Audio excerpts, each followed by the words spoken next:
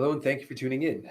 My name is Daniel, and today we're going to be looking at a very basic concept within the presenter software that really opens up the opportunity and the possibilities to enhance curriculum and content that you may already be using. While I'll be using some basic free content in this walkthrough, my hope is that you'll see ways in which you can use your own content, whether that's files on your computer, presentations in the cloud, such as Google Drive, or even online curriculum, workbooks, things like that. This is part one. So in this series of presentations, you're going to see incremental steps on how you can begin to incorporate Annotate into what you're doing. You're going to see it get slightly more complex level by level. Here's part one. To begin, you really only need to have two things open. You need to have a blank presenter file. It doesn't have to have anything on it or in it, just a white blank page that you see right when you open up Presenter. The second thing you're going to need to have open is whatever that digital content is that you want to annotate on. So in this case, I have a file in Google, and it is a paragraph from IXL, finding the main idea. So that's what's up. So now that we're here using Annotate, what we use is this button, which is located right there in the right-hand corner, the lower right-hand corner, the pencil with the lines on it. That is our Annotate button. So once we tap that, we'll see that Presenter minimizes, and in its place comes this little toolbar. This is our annotation toolbar. So what's happened is Presenter has minimized, and in its place is what I like to think of as an invisible layer of glass has come down over the screen. And now we're able to write on that glass, and wherever we navigate to, we have the ability to write over it because we're writing on this quote-unquote invisible glass.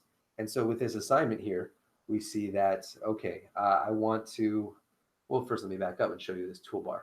The one that's highlighted now, the arrow, is what allows us to navigate through the page. We can go to a different page, click wherever we want, and we can even exit out of this entirely and just be on our blank desktop. It's not really what we want to do here. We want to go to this website and start writing on it. So we use the second button down, which is the pencil.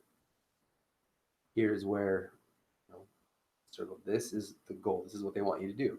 Here are your choices.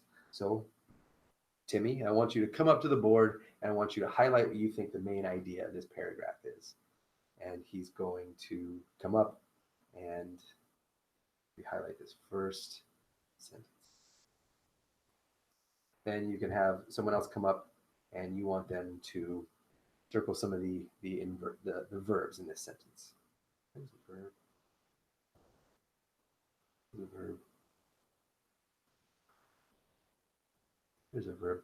And so as you can see, you can start annotating right on this page. And because we're in Presenter, you can actually have more than one student writing at the same time. There's multiple points of touch, so it gets a little messy, but you can see right here, you can have up to 10 points of touch right here doing this at a time. Multiple students up here writing on it. And then erasing is as easy as just that. And then once we're done, we hit the arrow. We hit this button right here, and that takes us back to our Presenter file. So that's the first step in annotating. I showed you how to go to a website, annotate on it, and it really helps bring those lessons to life in a way that wouldn't ordinarily be done. Whereas you can imagine maybe projecting them on a whiteboard and having students write them down on in their own notebooks. Now you can have them come to the front of the class and write on the panel itself, write in the software itself. In the next session, we'll see how we can begin to bring that into Presenter and even make it available to more than one student at a time.